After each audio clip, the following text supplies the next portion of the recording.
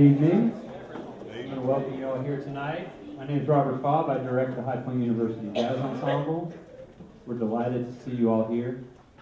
How many of you are here for the free food and coffee? Be honest. How many of you are here because you have to do a Human Dimensions concert review? How many are here because you know somebody in the band? Ah, there you go. Awesome. Awesome. Well, we're glad you're here no matter what the reason. Thank you for making this venue full. This is kind of a first time try at something like this. I like to try to put jazz in places that you don't normally expect to on campus, but also kind of mimic the experience of live jazz out in the places that it used to be played and still is, in clubs and coffee shops and places like that, rather than the concert stage, which is also a fun place to play, but this is a little more informal. So just a few notes on the evening. We still ask that if you have a cell phone on you that you silence it. That would be appreciated by the folks in the band. You're free to kind of whisper and chat with your neighbors. Again, this is an informal setting. We don't expect perfect silence like a concert hall, so respect the people around you that are really interested in listening. But you can multitask a little bit. We're fine with that. For those of you that haven't been to see live jazz recently, or maybe not at all. Of course, like a regular concert performance, it's appropriate to applaud between songs when we complete a song, but it's also appropriate to applaud when you've heard someone do a solo. Jazz is a unique art form in that it balances pre-composed parts of the music with freely improvised parts of the music, and that's what jazz is about. It's that combination of composition and spontaneity. So these folks behind me, many of them tonight, are going to stand up and do something very brave and very risky, and that is to improvise a solo on the spot. And so when you hear something you like and someone's completed a solo, feel free to cheer them on and applaud. If you hear something especially exciting within the solo, it's appropriate to shout out and hoot and holler. That's all part of jazz music. So we appreciate that encouragement. So you don't have to sit on your hands while we're playing, okay? Feel free to join in. One or two more things. I did want to thank Brandy and Sydney for making this happen tonight. Thank you all both very much. And Brandy's staff back there, thank you all for serving us tonight. We really appreciate it. Thank you all again for coming out. And I did, as I am known to do, make an error in the program and leave someone off, and I'm very sorry that I left our vocalist, Mariel Ross, off the program. Very sorry, Mariel. You'll get to hear a few songs from her later on tonight, so please note Mariel's name in your reviews or whatever you all are doing there. And Mariel, I'll get another program to you that has your name. That's kind of how we do things. All right, awesome. Without further ado, we're gonna jump into some music here. We're going to play a few songs tonight. You'll note at the bottom of the program that I've chosen to feature a few two important musicians who were important to the development of jazz music, particularly that era of jazz music called hard bop. This is after the initial phase of bebop that Charlie Parker and Dizzy Gillespie kind of were at the forefront of.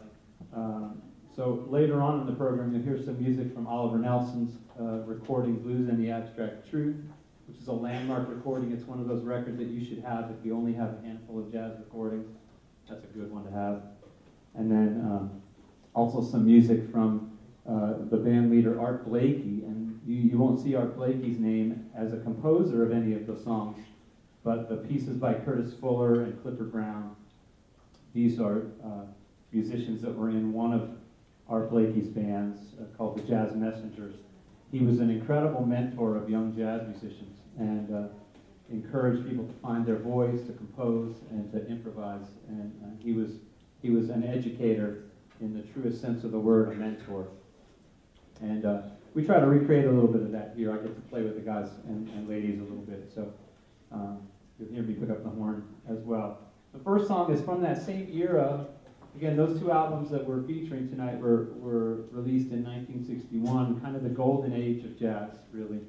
A lot of the idioms and the music from that era are still being played and imitated and studied today, more than 50 years later, by students of jazz. Another song from that era, a tune called Day in Vienna, is what we're going to start off with. This is a slide Hampton tune. It comes from a very famous recording with Dexter Gordon, the great tenor saxophone player, and Curtis Fuller played trombone on that record. Again, we feature one of Curtis Fuller's compositions, so you see lots of interplay. These musicians all knew each other, played with each other, and recorded with one another. So we're going to start off with a really interesting modal kind of tune called A Day in Vienna.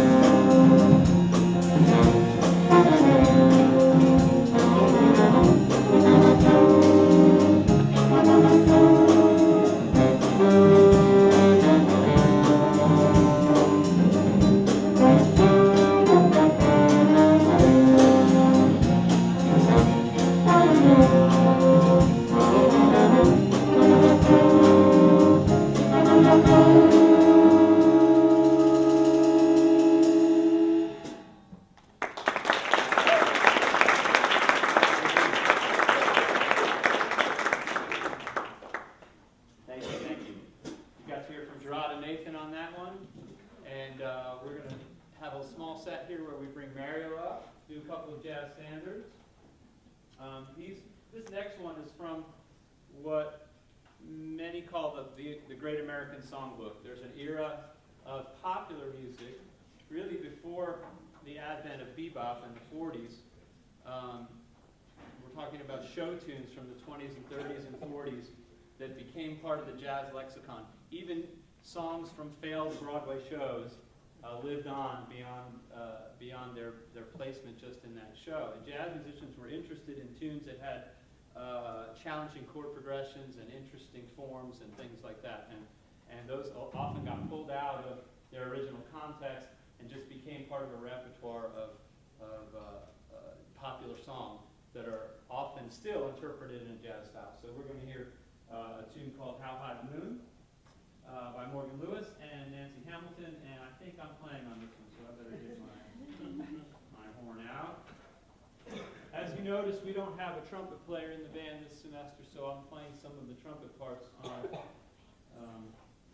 one of the smaller members of the saxophone family. This is the soprano saxophone, so won't play any trumpet parts on this one, but some of the other tunes later I'll double those parts. So this is How High the Moon.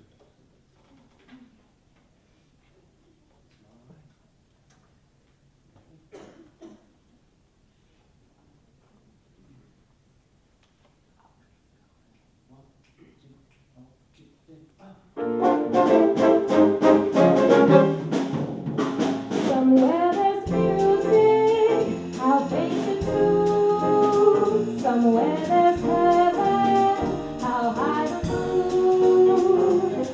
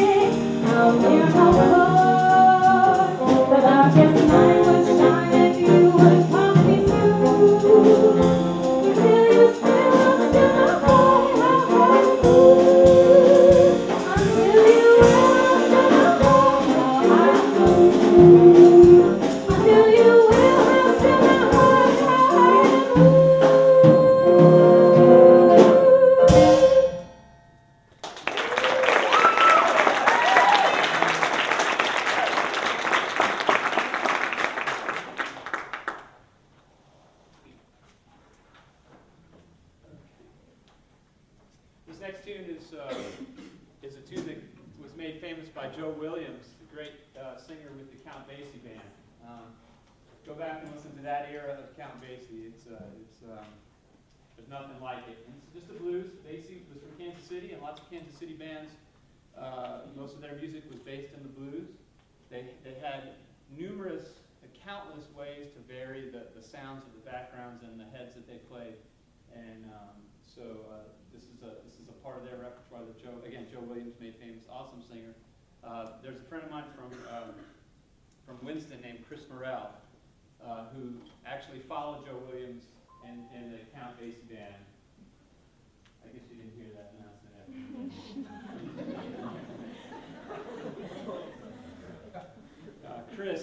Chris sang with Basie and toured with him with his band for many, many years, and a super guy. Again, look out for that name. He's a local musician. He's usually singing somewhere in Switzerland or somewhere. He's rarely in Winston, but if you ever get to hear Chris Morrell, go check him out. He's definitely in that Joe Williams vein. So Mariel's going to sing the part of Joe Williams, and All Right, Okay, You Win. A nice blues shuffle. And you'll hear lots of people solo on this one, starting with Chris, and then Nathan, and then I'll let you know from there. Okay? Here we go.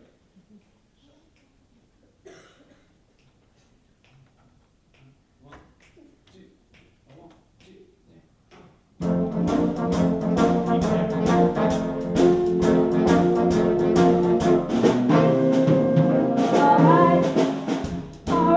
okay, you win.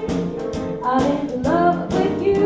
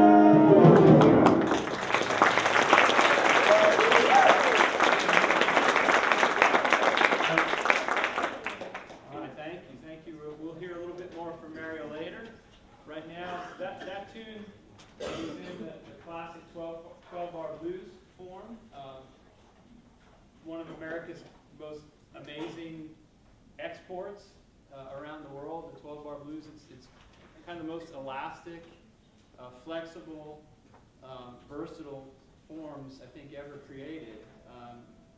You probably know some blues without even knowing that you know some blues. And that's just one iteration of it in that shuffle form. You're going to hear two more right in a row now, again from the Blues in the Abstract Truth album by Oliver Nelson. Blues is one of those things that it has many meanings, right?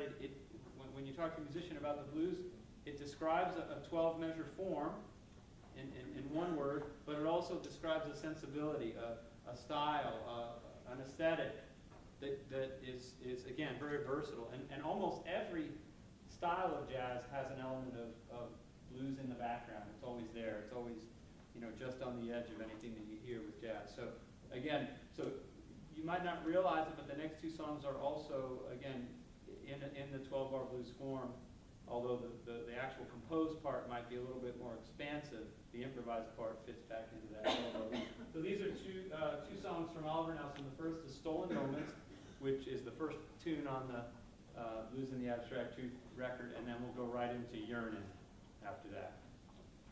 This is where I get to play trumpet.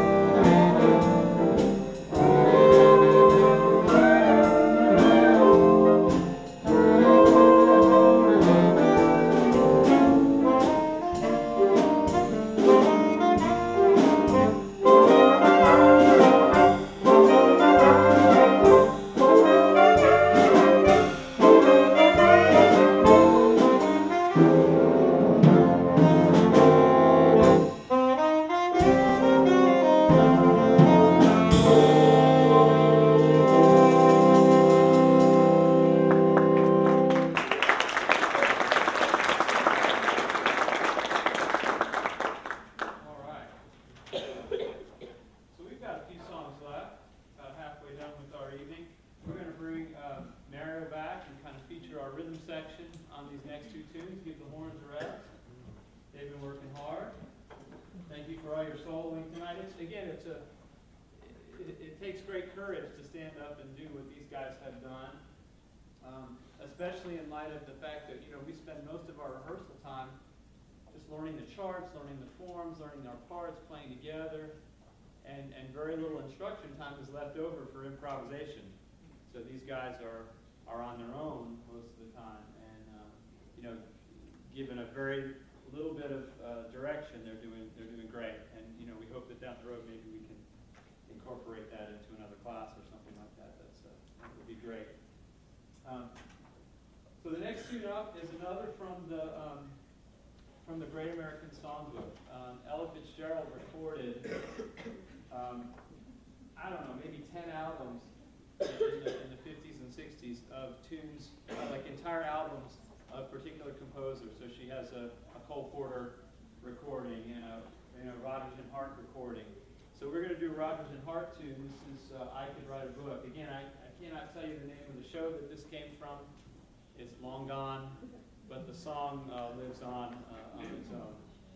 So we're going to do a standard arrangement. We kind of make up an intro. We play the song through. We sing it through. Mariel's going to sing a little bit. I think. You're not soloing on this one, I think, but I am. And then we make up an ending. And we use these tunes in the ensemble to teach the rhythm section guys especially, and girls, some of the stock formulas that jazz musicians use to begin and end tunes. When I go out and play a gig that's kind of a background music gig, not a on-stage gig, but where we play music for a cocktail party or something like that, I might play with musicians that I've known for many years, and we've played together for many years. We just all know the same repertoire, but we don't rehearse. You come to the gig, everybody knows the same tunes. The leader of the band calls the tunes. Somebody plays an intro, we play it through, we figure out how we're going to do an ending, everybody's on their toes, and the ears are open, and we do that. And we do that because certain types of tunes have a certain way that fits that way of ending, right? So that's what we're learning. Sometimes with great struggles and great difficulties, we're figuring all this out. How do we end this song, right? Once you get in the song, that's no problem, right? Composers deal with this too. How do you write it? How do you start the song? I got a great idea for the middle of it, but how do you begin and end songs? That's a real challenge. And so there are formulas, there are stock ways of doing it, and both on this tune and the next standard you're going to hear, we try to work some of those things out so that if these guys get thrown into a gig situation, they have some tools to be able to do it. All right, so here we go.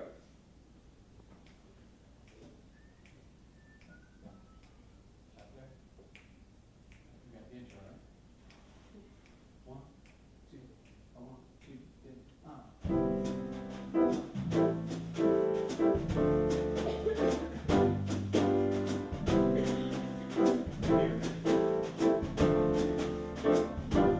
If they ask me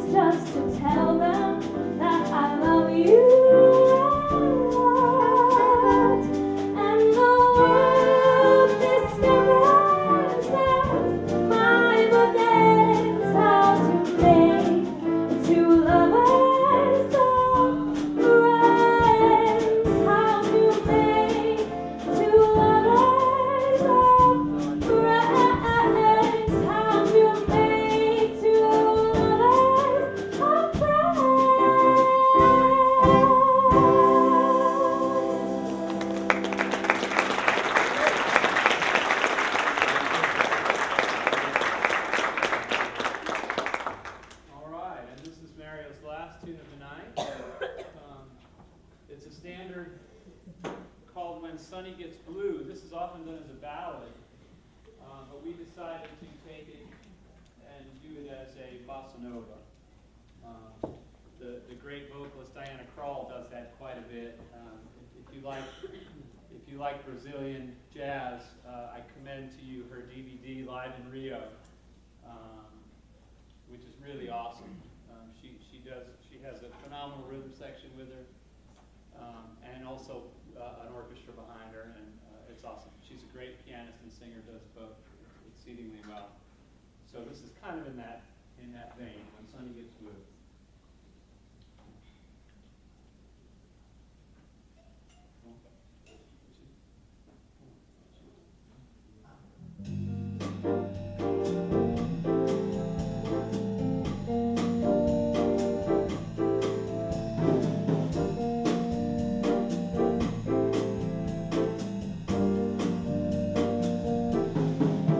When Sunny gets blue, her eyes get gray and cloudy, and the rain begins to fall. Pitter patter, love is gone, so what can matter? No sweet lover man comes to call. When Sunny gets blue, she breathes a sigh of sadness, like the wind that stirs the trees.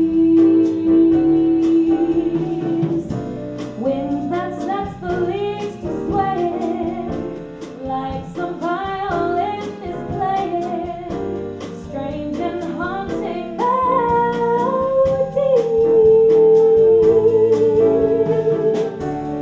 People used to love to hear her laugh, watch her smile.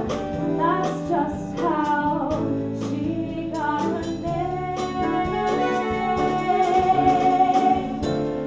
Since that side affair, she lost her smile, changed her style. Somehow she's just not the same.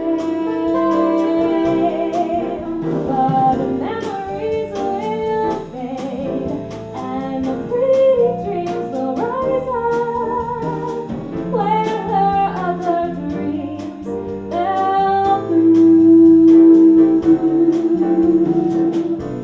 Hurry, new love, hurry here, to kiss away each lonely tear. Holding me when Sunny gets blue.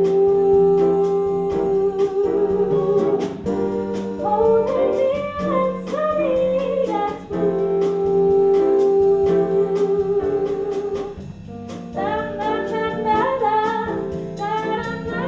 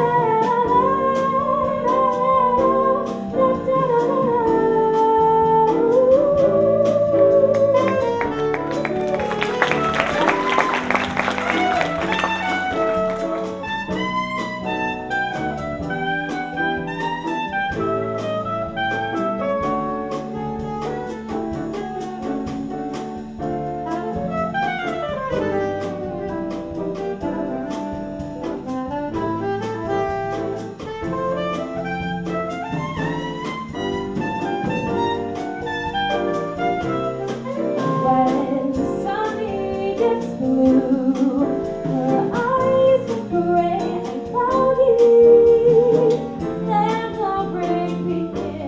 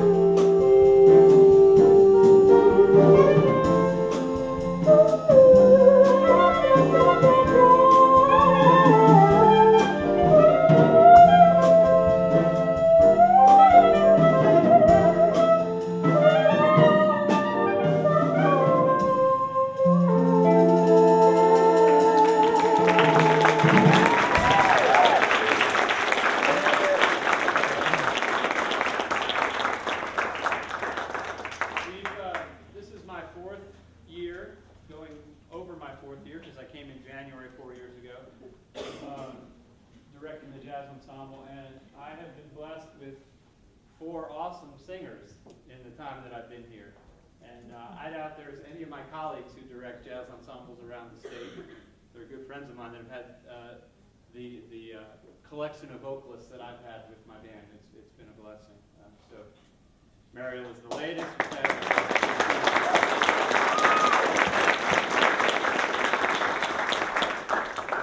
Aria was with us. I think I saw her earlier tonight. And of course, Eugenia Copeland, who's gone on to do awesome things after her time at HBU. And then Laura Hutchins, who's overseas right now, who is a wonderful singer. We look forward to having her back next fall. So, she's just a freshman, so we've got, quite a group. It's been awesome. All right, so we have 3 songs from Art Blakey's band. And Art Blakey, again, was kind of the godfather of jazz musicians. He would have a young band of up-and-comers. Every few years, he'd get them as these young lions in their teens, turn them into jazz monsters, and then turn them loose, and these guys became leaders in their own right. And then he'd start it all over again with another group. And he had to have had at least 5 or 6 of some of the greatest small groups in jazz history. And anybody who's anybody played with Blakey at some point. So we're going to go right through these relatively quickly. Y'all have been extremely patient. We're going to start. I've got my order notes up here. What's the first one? Crisis. Freddie Hubbard tune. It sounds more dark than it is. All right. I'm falling apart. Hold on.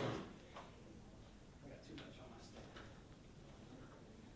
I used to really not like to play and direct on the same concert. It takes 2 completely different mindsets, but tonight is an exception. All right, let's make this work. I'm not going to play the head, so play out.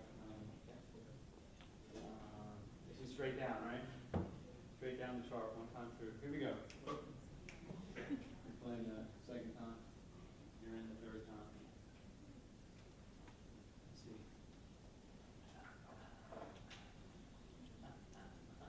1, 2, 1, 2, 3,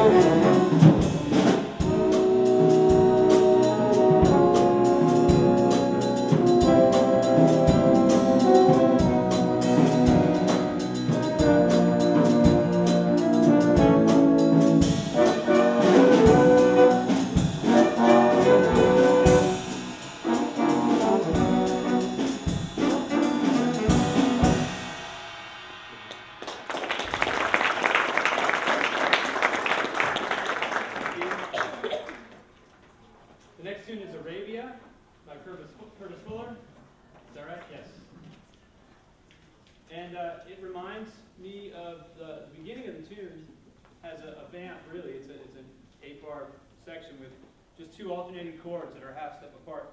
Very, very much like the famous Dizzy Gillespie tune, A Night in Tunisia. So it has that same structure, and also similar to Well You Needn't, Thelonious Monk tune. So a nice vehicle for improvisation, and I think you're going to hear from, after I do a quick solo, you're going to hear from Jenn's going to play, and then our dueling low instruments here are going to duke it out at the end of the tune, so kind of a fight to the death. We'll see how that turns out. All right, awesome. So Arabia by Curtis Fuller. Curtis is one of my all-time favorite trombone players. One of the first albums I ever listened to over and over and over again as a young jazz player in high school was John Coltrane's Blue Train. And to this day, Curtis Fuller and Lee Morgan are my favorite brass players. I just listen to their solos over and over again, and just was so influenced by their playing, even as a saxophone player. So great tune.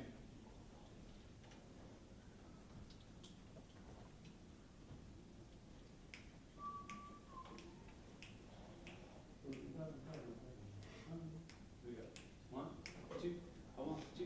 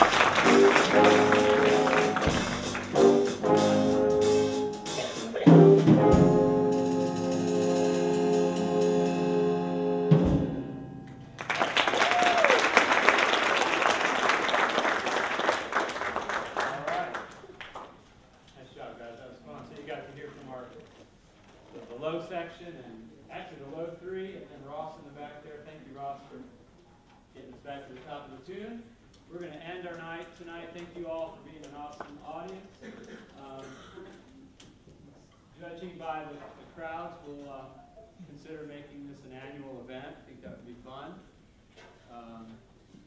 We do some other concerts. We're planning a Kaleidoscope concert. We'll do probably a formal thing in the fall in the hall. I do sometimes bring in some guest artists. We had Charles Gambetta from Greensboro as our guest artist last semester, and the High Point University Faculty Jazz Combo played on that concert. So lots of things going on.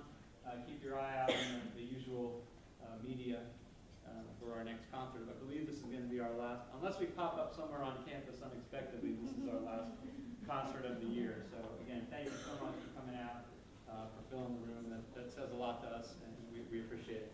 This is Freddie Hubbard's Down Under. Has nothing to do with Australia. No idea where this title came from. Okay, Dan, Jenn, Jerod, Chris. And we do backgrounds behind Dan and Jerod. I'm going to play this one along. Got it. Not too fast. 1, 2, 1, 2, 3, 4.